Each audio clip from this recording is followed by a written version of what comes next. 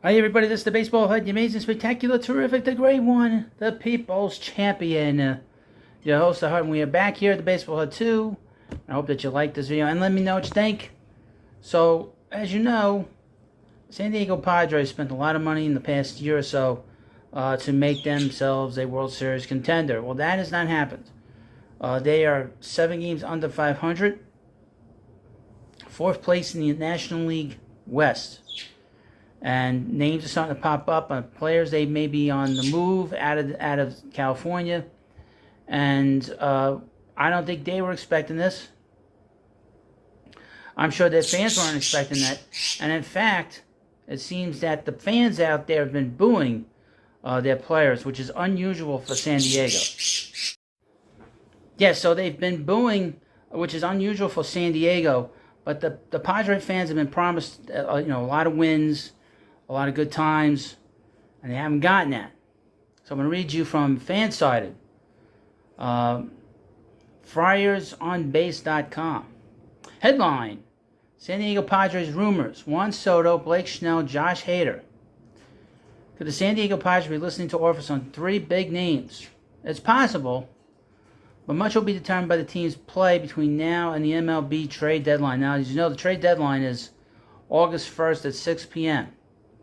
I will be covering the festivities on Tuesday here at the Baseball Hut 2. We'll do a live stream. Follow along on Twitter like everyone else to see who's going to get moved, who's not going to get moved. On the 4th of July, there are plenty of trade rumors swirling about the future of 3 key members of the San Diego Padres. According to USA Today's Bob Nightingale, in his article, he believes the Padres and the feelings he attributes to several MLB executives would be foolish not to listen to trade offers this month for prized outfielder Juan Soto. With Soto still under team control for one more season, the Padres would likely be able to reap a decent return for the 24-year-old outfielder.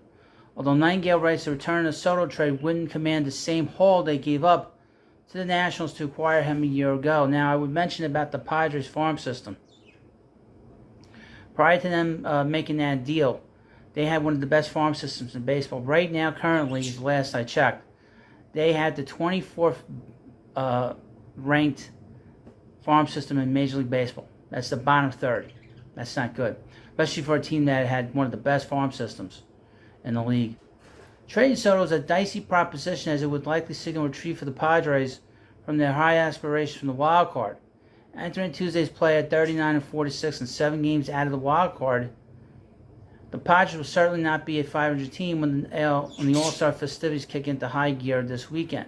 However, whether the team gets closer to that mark could well determine part of the strategy for the roster for A.J. Preller and the Padres front office. If Soto is a part of the long-term plan for the Padres, he will likely command a high price, a price that would keep the Padres from even entertaining the thought of bidding for Shohei Ohtani, who is expected to become a free agent at the end of the season and spark a massive bidding war, which will include the Padres, the Mets, the Dodgers, the Cubs, possibly the Rangers.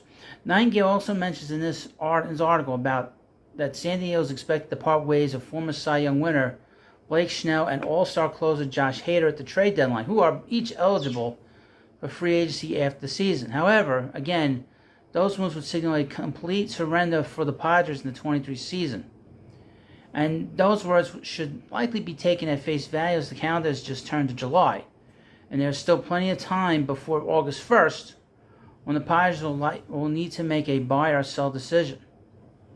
Simply put, what direction the Padres will take at the upcoming MLB trade deadline has yet to be put into place just yet. What happens over the next 2 weeks will determine what the roster will look like on August 2nd and beyond. So don't put too much faith in the rumors and whispers just yet. Absolutely not. They put a lot of money into this team. And it would be a kind of egg on A.J. Preller's face, the general manager in San Diego, to make this kind of a move. Particularly Soto. Because Soto, as you know, he's one of the best hitters in the game. He leads the league in on-base percentage, leads the league in walks. To be honest with you, he's a fit for a lot of teams. A lot of teams will be very interested in him, especially with 1 year left on his contract. Teams will want to bring him in.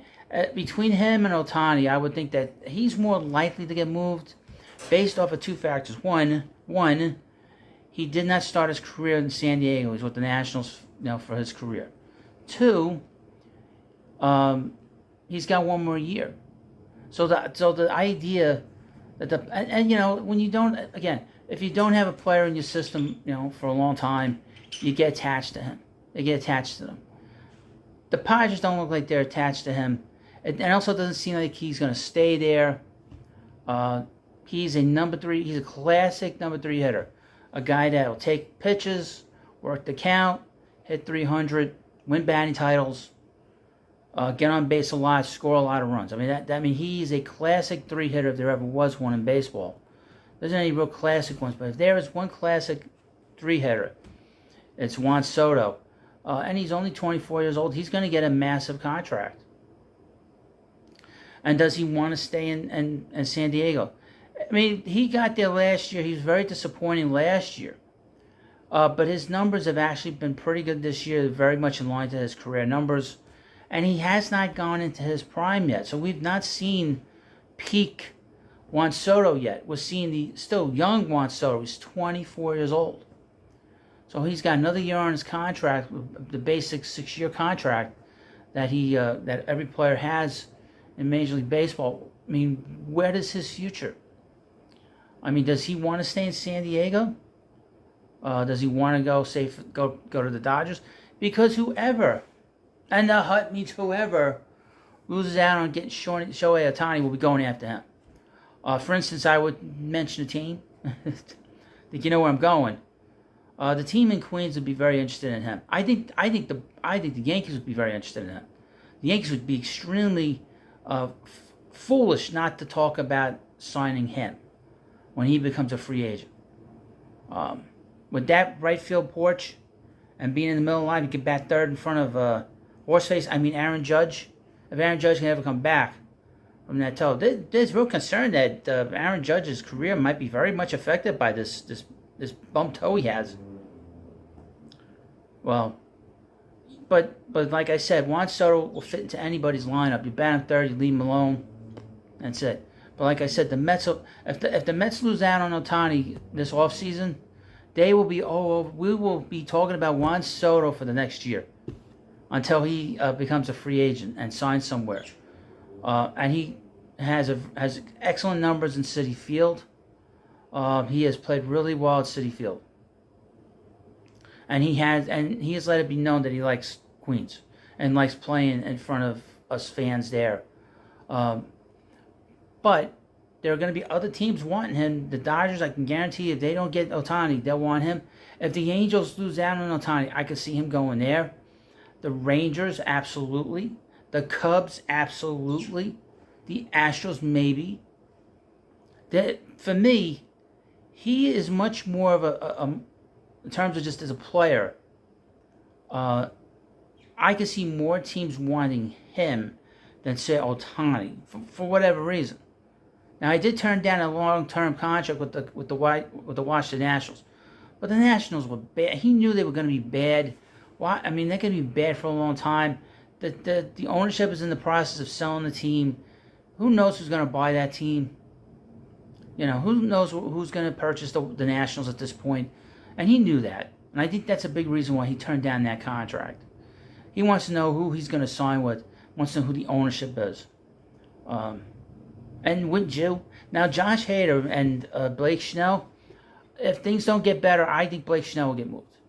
And I definitely could see Josh Hader getting moved. I think Blake Snell, in this order, Blake Snell, Hader, and then Soto. Soto's the least of the 3 that will get moved. But the Padres aren't attached to Soto. I will mention this. If the Padres don't have a good year next year and he's on that team, they will move him before the deadline next year. So the Padres got to decide, okay, if we are not going to be contending for the rest of this season, and what are we going to do in the offseason? Are we going to go after Ohtani? If we go after Ohtani, maybe you move Soto in the offseason.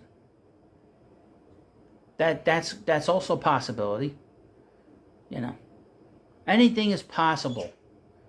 when it comes to people, when it comes to trades and everything else. Never close the door on anything, and never be afraid to ask. Like if you're on YouTube, don't be afraid to do a video on any of these things. I know I'm not. But we'll see what happens. We got, what's today's date? Today's July 5th. We got less than a month. We got 4 weeks until the trade deadline. Can't wait. It's exciting. I'm sure there are going to be a lot of teams very busy. It'll be interesting to see if Soto moves, if Ohtani moves. I think their chances aren't very high. But like I said, the Padres are ready to move. Blake Snell's getting moved, and Hader's getting moved. There is no doubt in my mind. There is no doubt. Well, hopefully no doubt you hit the subscribe button on this channel and like the video and leave comments in the comments section. Thank you for watching. Have a good day, and I'll see you later.